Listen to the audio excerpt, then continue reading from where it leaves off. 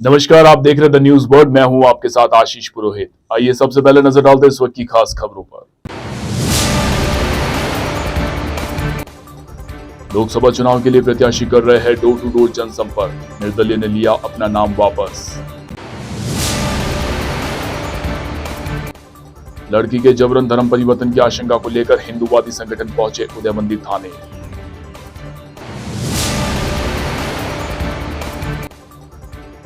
Bharatiya Janata party ने मनाया अपना 44वां स्थापना दिवस। परिजनों का किया सम्मान।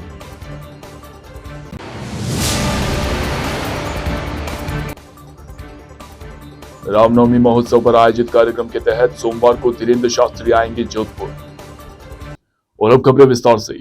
जोधपुर लोकसभा चुनाव की सरगर्मियां अब तेज होने लगी है। पार्टी प्रत्याशियों की तरफ से डोर टू डोर जनसंपर्क तेज कर दिया गया है। पार्टी नेता अपने अपने समर्थकों के साथ में लोगों से संपर्क कर मतदान की अपील कर रहे हैं। वहीं निर्दलीय प्रत्याशी पूनाराम प्रजापत की तरफ से आज अपना नामांकन वापस ले लिया गया। अब जोधपुर में 16 प्रत्याशी मैदान में हैं। 8 अप्रैल को नाम वापसी की अंतिम तिथि पर स्थिति और साफ हो जाएगी। जोधपुर शहर के उदय मंदिर थाना क्षेत्र में एक लड़की के धर्म परिवर्तन की आशंका को लेकर हिंदूवादी संगठन आज उदय मंदिर थाने पहुंचे और विरोध जताया। दोपहर बाद में लड़की के परिजन की तरफ से केस भी दर्ज करवाया गया। एक अल्पसंख्यक युवक पर लड़की को बहला फुसलाकर साथ में रखने की बात कही गई है। हिंदूवादी संगठनों का आरोप है कि लड़का और लड़की दोनों थाने पर आए, मगर लड़की को पुलिस ने उसके परिजनों से मिलने तक नहीं दिया। लड़की के पिता दुर्गालाल ने बताया कि साहिल नामक युवक ने उनकी बेटी पर कोई जादू टोना कर उसे अपने वश में कर लिया है एवं उसका जबरन धर्मांतरण भी करवाया जा रहा है। अधिवक्ता मोती सिंह राजपुरोहित ने बताया कि शहर में एक बहुत बड़ा समूह है जो कमजोर वर्ग के परिवार की लड़कियों के साथ लव जिहाद व धर्मांतरण का कार्य करता है। उन्होंने बताया कि इस पूरे मामले में कुछ अल्पसंख्यक महिलाएं भी शामिल है। उन्होंने पुलिस आयुक्त से मांग की है कि ऐसे लोगों के खिलाफ सख्त कार्यवाही की जाए। धर्म परिवर्तन का मामला है। आज जोधपुर के अंदर हम उदय मंदिर थाने के अंदर खड़े हैं और जोधपुर का एक जो लड़का है वह लड़की के साथ में लव इन रिलेशनशिप के बिहाव पर 50 रुपये के स्टाम्प के ऊपर लिखापढ़ी करके और पुलिस थाने के अंदर यहाँ आए और कोर्ट का साथ में लेकर आए कि भाई हमको ना सुरक्षा चाहिए और सुरक्षा मांगकर और वो लड़का यहाँ से थाने से लेकर चला गया। उसके पिताजी यहाँ मौजूद थे, परिवार के लोग मौजूद थे और उस लड़की को उसके परिवार से मिलने नहीं दिया गया।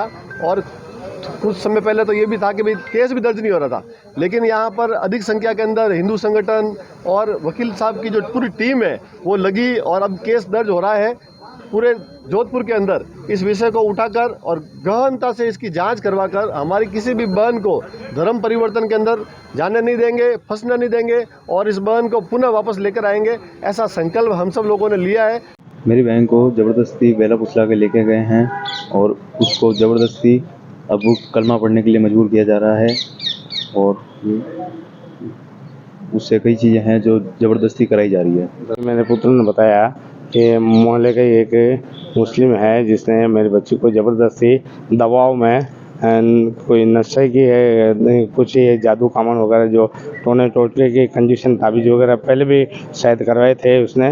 इस कंडीशन के अंदर उसको ज़बरदस्ती कल से शाम से गायब करने के बाद में आज की तारीख तक अब पता चलने के बाद में उसको धर्मांतरण करवाने की स्थिति में लेके आ गए हैं और अभी वो मुझे पहचानने की बजाय पहचानना ही दूर है, मेरे को किसी भी बात मानने की मंजूर नहीं है।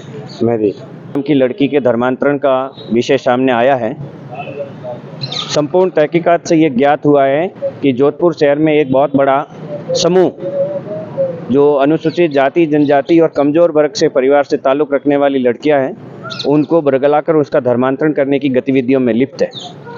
अभी हम पुलिस कमिश्नर साहब से मिले हैं और पुलिस कमिश्नर साहब से मांग की है कि इस पूरे समूह की तहकीकात की जाए और एक ऐसी मिसाल कायम करके अनुसंधान किया जाए कि इस प्रकार से कमज़ोर वर्ग से ताल्लुक़ रखने वाले परिवारों की लड़कियों की सुरक्षा हो और उसको लव जिहाद और धर्मांतरण की शिकार बनाने से रोका जा सके।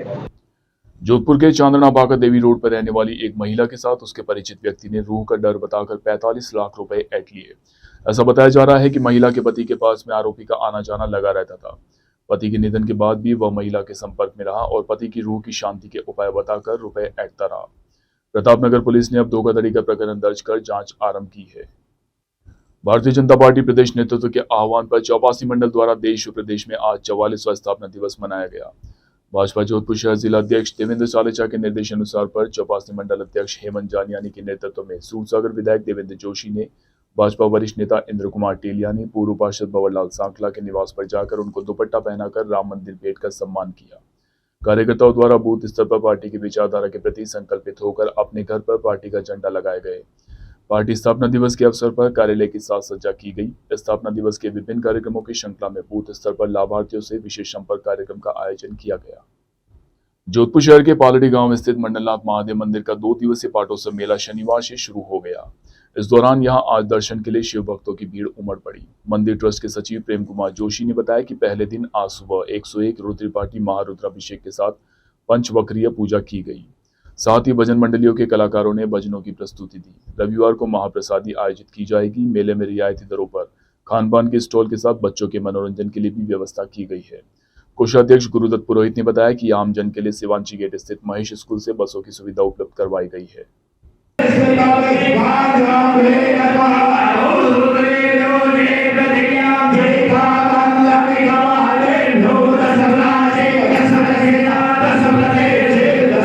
महादेव का वार्षिक उत्सव है, शिवमुद्र जी की याद में मनाया जाता है।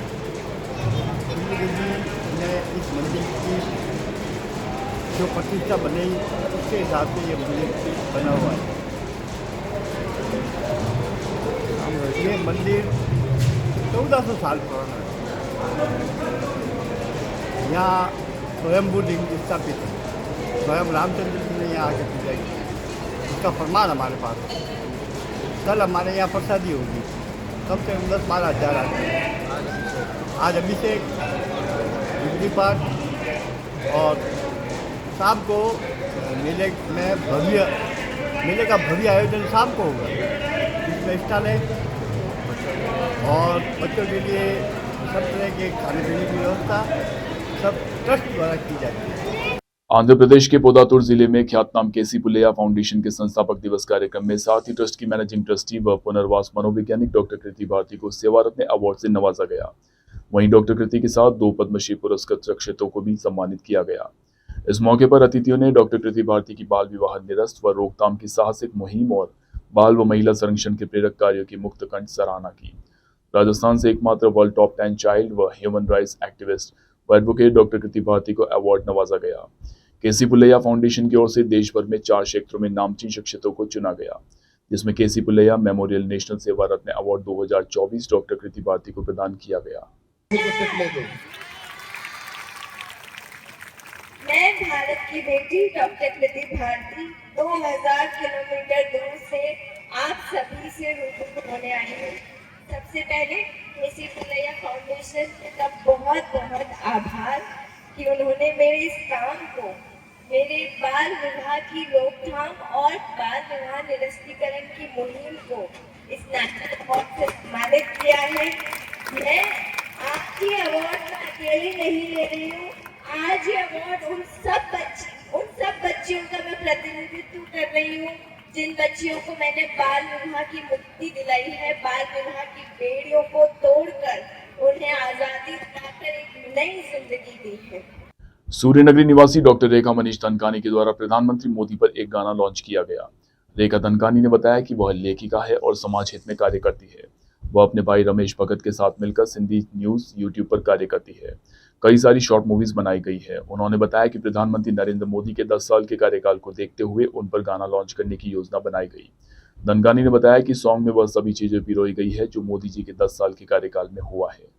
नमस्कार, मैं जोधपुर से रेखा धनकानी। जैसे कि मैं एक लेखिका हूँ, समाज के हित के लिए कार्य करती हूँ और मेरे भाई रमेश भगत और मैं मिलके सिंधी समाचार राजस्थान यूट्यूब पे कार्य करते हैं। जैसे कि हमने बहुत सारी शॉर्ट मूवी बनाई है और सिंधी में एक भजन अमृतवाणी दी है, जैसे माँ पिए की पुकार, शराब है खराब और लाल साईं जा चमत्कार, जो दादा साहब फाल्के पुरस्कार के लिए भी शामिल हुई है।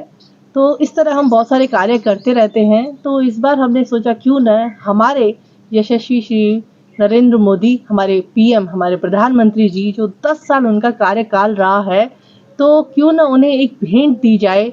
हमारे देश के लिए वो कार्य करते हैं, हम भी ये बहुत सारे कार्य करते हैं। तो इस बार सोचा कि राष्ट्र को एक सॉन्ग दिया जाए जो हमारे यशस्वी प्रधानमंत्री जी इतना 10 सालों से जो कार्य कर रहे हैं। अभी आप देखेंगे कि बहुत सारी चीज़ें जो अगर हम इसके बारे में बात करने जाएंगे तो मुझे लगता है कि शाम नहीं सुबह हो जाएगी। तो इनके जो गुणगान करने बैठेंगे कि 370 थी, कितनी सारी योजनाएं थी। और अभी आप आतंकवाद को देखते हैं कहीं हद तक। आप कश्मीर घूमने पहले जा सकते थे, आज हम कश्मीर घूमने जा सकते हैं। और कई बहुत सारी चीज़ें हैं जो आप उस सॉन्ग के माध्यम से देखेंगे। उनके हमने सॉन्ग में वो चीज़ें पिरोई है जो उन्होंने इतना कार्यकाल किया है। हमारे अटल बिहारी वाजपेयी जी का भी सपना था और हमारे अडवाणी जी का भी सपना था, जो हमारे पीएम हमारे प्रधानमंत्री जी ने रामलला का वहाँ मंदिर बनाकर वो सपना साकार किया। ऐसे कई सपने हैं, कई उम्मीदें हैं जो हमारी साकार होती हुई दिख रही हैं और हुई भी हैं। तो हमने सोचा क्यों ना एक केंद्र और राष्ट्र को एक ये सॉन्ग दिया जाए। ये छोटी सी एक हमारी तरफ से मेरे भाई रमेश भगत और मेरी तरफ से उनको एक छोटी सी भेंट थी। डॉक्टर सर्वपल्ली राधाकृष्णन राजस्थान आयुर्वेद विश्वविद्यालय जोधपुर के कुलपति प्रोफेसर प्रदीप कुमार प्रजापति की उपस्थिति में विश्वविद्यालय की राष्ट्रीय सेवा योजना इकाई, रेड क्रॉस सोसाइटी यूनिट व राजस्थान पुलिस के महिला आत्म प्रशिक्षकों के संयुक्त तत्वावधान में छात्राओं को आत्मरक्षा के गुर सिखाने के लिए 6 दिवसीय कार्यशाला का आज समापन हुआ। मीडिया प्रभारी दिनेश चंद्र ने बताया कि इस अवसर पर कुलपति प्रोफेसर प्रजापति ने कहा कि विषम परिस्थितियों में स्वयं अपनी सुरक्षा करने के लिए इस प्रकार के प्रशिक्षण कार्यक्रमों में अधिक से अधिक संख्या में भाग लेना चाहिए और प्रशिक्षण लेने के पश्चात नियमित अभ्यास भी करना चाहिए। राजस्थान पुलिस सहायक प्रशिक्षक धर्माराम व किरण ने कहा कि छात्राएं निडर होकर इसे अपने जीवन का हिस्सा बनाएं। Incidentally, accidentally also. So we have learned many more things from the sir and ma'am who came from the Rajasthan Police Department. Thank you so much for making us so confident. यह वक्त तो चला एक छोटे से break का। Break के बाद भी खबरों का सिलसिला जारी रहेगा। आप बने रहिए द न्यूज बर्ड के साथ।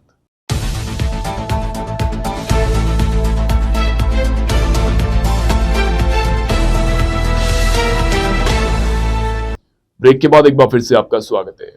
प्रदेश के मुख्यमंत्री भजनलाल शर्मा शुक्रवार को लक्ष्मणगढ़ पहुंचे। यहां जनसभा में कांग्रेस पर जमकर निशाना साधा और कांग्रेस को भ्रष्टाचार की जननी बताया। वह सीकर सांसद स्वामी सुमेधानंद सरस्वती के लिए जनसभा को संबोधित करने के लिए आए थे। मुख्यमंत्री शर्मा ने कहा कि कांग्रेस भ्रष्टाचार की जननी है और कांग्रेस लूट और झूठ के आधार पर चलने वाली पार्टी है। उन्होंने कहा कि भाजपा ने जनता से जो वादे किए थे वह 3 महीने में भाजपा सरकार में पूरे किए गए।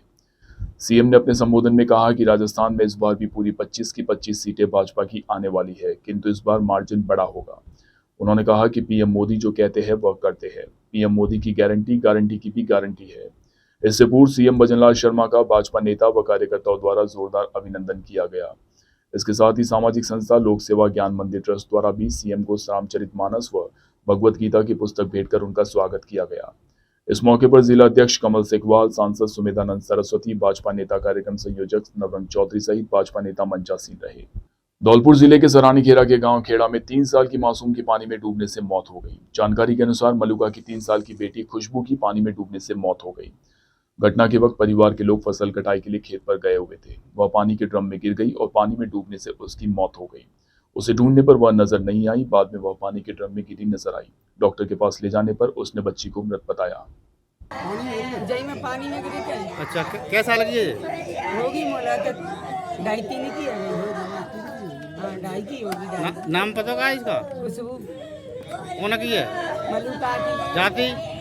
जाति नाई। नागौर जिला निर्वाचन अधिकारी अरुण कुमार पुरोहित ने DOITVC कक्ष से जिले के समस्त सहायक रिटर्निंग अधिकारी व अन्य ब्लॉक अधिकारियों की लोकसभा आम चुनाव 2024 की तैयारियों को लेकर समीक्षा बैठक ली। बैठक में जिला निर्वाचन अधिकारी पुरोहित ने होम वोटिंग, मतदान दलों का द्वितीय प्रशिक्षण से संबंधित व्यवस्थाएं, मतदान केंद्रों पर एसेंशियल मिनिमम फैसिलिटीज व सामान्य व्यवस्था की तैयारियों की समीक्षा की और आवश्यक दिशा निर्देश देते हुए नियत समय पर पूर्ण करने के निर्देश दिए। बाबा बालेश्वर दयाल राजकीय स्नातकोत्तर महाविद्यालय कुशलगढ़ में स्वीप गतिविधि के तहत मानव श्रृंखला मनाई गई। प्राचार्य महेंद्र कुमार देपन ने विद्यार्थियों को मानव श्रृंखला बनाकर 26 अप्रैल को सुबह 7 बजे से शाम 6 बजे तक अधिक से अधिक निष्पक्ष व निर्भीक होकर अनिवार्य मतदान की प्रतिज्ञा दिलवाई। ELC प्रभारी नरेंद्र कुमार ने विद्यार्थियों को वोटर हेल्पलाइन ऐप के बारे में बताते हुए मतदाता पर्ची डाउनलोड करने की प्रक्रिया से अवगत करवाया। कार्यक्रम में सहायक आचार्य कन्हैयालाल खान, प्रवीण कुमार, डॉक्टर कविता, माखन सिंह मीणा आदि मौजूद रहे। उदयपुर के कानौर जिले के कानौर नगर क्षेत्र में शुक्रवार को समता युवा संघ के चुनाव स्थानीय कार्यालय में संपन्न हुए। चुनाव पर्यवेक्षक नंदलाल मेहरी, अनिल मेहता, सुरेश मूडिया, राजेश नल्लाया आदि के सानिध्य में संपन्न हुए। राजेश को अध्यक्ष मनोनीत किया गया, वहीं राजकुमार सहलोत को मंत्री, महिपाल तेजावत उपाध्यक्ष, बसंत दत्त कोषाध्यक्ष, सामाजिक संयोजक अभिषेक, प्रचार प्रसार संयोजक अभिषेक दत्त को मनोनीत किया गया। जालोर के आहोर में चोरियों का खुलासा नहीं होने पर आहोर के लोगों ने इस बार मतदान बहिष्कार का निर्णय लिया है। काफी समय से हो रही चोरियों का पुलिस खुलासा नहीं कर पा रही है। जनता चोरियों को लेकर परेशान है। आहोर उपखंड क्षेत्र के ग्रामीणों ने दयालपुरा व मादड़ी से लगातार हो रही चोरियों से परेशान होकर लोकसभा चुनाव के मतदान बहिष्कार का निर्णय लिया है। इस बारे में कुछ दिन पूर्व उपखंड अधिकारी आहोर को ज्ञापन भी सौंपा गया, मगर अभी तक कोई कार्यवाही नहीं की गई है। प्रशासन ने क्षेत्र के लोगों से समझाइश करने की काफी कोशिश की, मगर दयालपुरा मादड़ी के ग्रामीणों व प्रशासन के बीच सहमति नहीं बनी। अतिरिक्त पुलिस अधीक्षक रामेश्वर, डीएसपी गौरव अमरावत व तहसीलदार हितेश त्रिवेदी सहित ग्रामीण मौजूद रहे। तो हम नहीं रखते, आपसे विनती करते हैं, मगर दोनों गांव मिलकर निर्णय लिया है वोट कराऊंगा लोगों को करोड़ों रुपए पूरा दोनों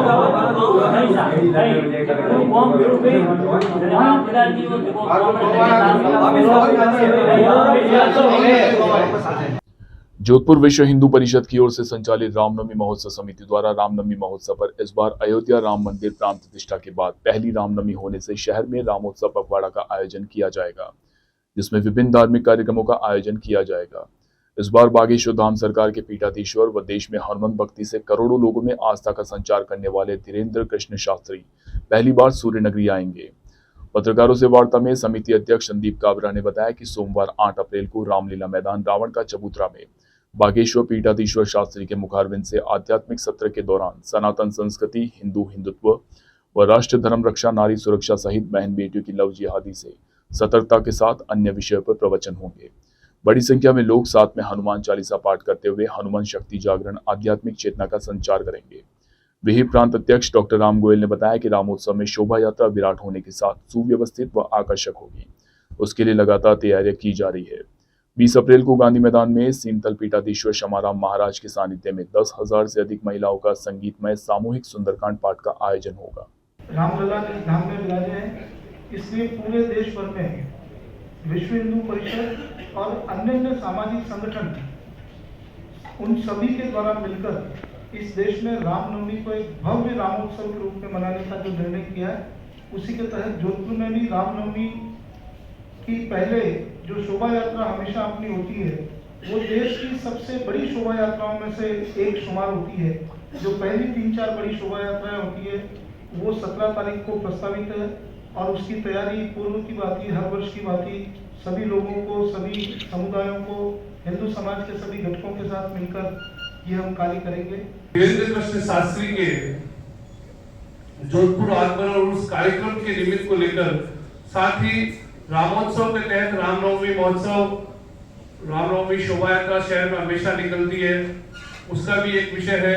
और इसी रामोत्सव के तहत कई अलग अलग तरह के कार्यक्रम होंगे, जैसे सुंदरकांड का एक सामूहिक पाठ होना, ये सभी कार्यक्रम होंगे। तो उसको लेकर रखी गई ये विषय को लेकर हिंदू परिषद के अंतर्गत गठित और संचालित है। उसके माध्यम से इस बार रामोत्सव और रामनवमी को मनाने के लिए परसों यानी 8 तारीख की दोपहर में पूज्य धीरेन्द्र कृष्ण शास्त्री जी बागेश्वर धाम सरकार सर्वप्रथम मारवाड़ की धरा पर जोधपुर पधार रहे हैं और उनके माध्यम से हनुमान शक्ति जागरण का और आध्यात्मिक प्रवचन और आशीर्वचन का कार्यक्रम हम करने जा रहे हैं, जिसमें मैं समझता हूं कि मारवाड़ से अब तक की सर्वाधिक बड़ी धर्म सभा विश्व हिंदू परिषद के अंतर्गत जो आयोजित होने जा रही है वो होने वाली है। और दशहरा मैदान, रामलीला मैदान में इसका आयोजन हम करने जा रहे हैं। उसके बाद में 17 तारीख को राम जी की रामनवमी पर शोभा यात्रा और 20 तारीख को सामूहिक सुंदरकांड के पाठ का कार्यक्रम हम जोधपुर शहर में रामनवमी उत्सव समिति के तत्वावधान में बैनर तले जो विश्व हिंदू परिषद के अंतर्गत संचालित है, ये हम करने जा रहे हैं। और आइए अंत में एक बार फिर से नजर डालते हैं इस वक्त की खास खबरों पर। लोकसभा चुनाव के लिए प्रत्याशी कर रहे हैं डोर टू डोर जनसंपर्क, निर्दलीय ने लिया अपना नाम वापस। लड़की के जबरन धर्म परिवर्तन की आशंका को लेकर हिंदूवादी संगठन पहुंचे उदय मंदिर थाने।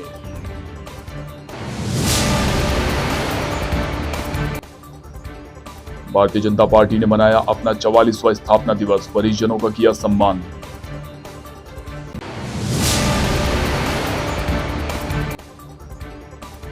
रामनवमी महोत्सव पर आयोजित कार्यक्रम के तहत सोमवार को धीरेन्द्र शास्त्री आएंगे जोधपुर। अभी के लिए फिलहाल इस बुलेटिन में इतना ही। राज्य की और खबरें जानने के लिए आप बने रहिए द न्यूज बर्ड के साथ। नमस्कार।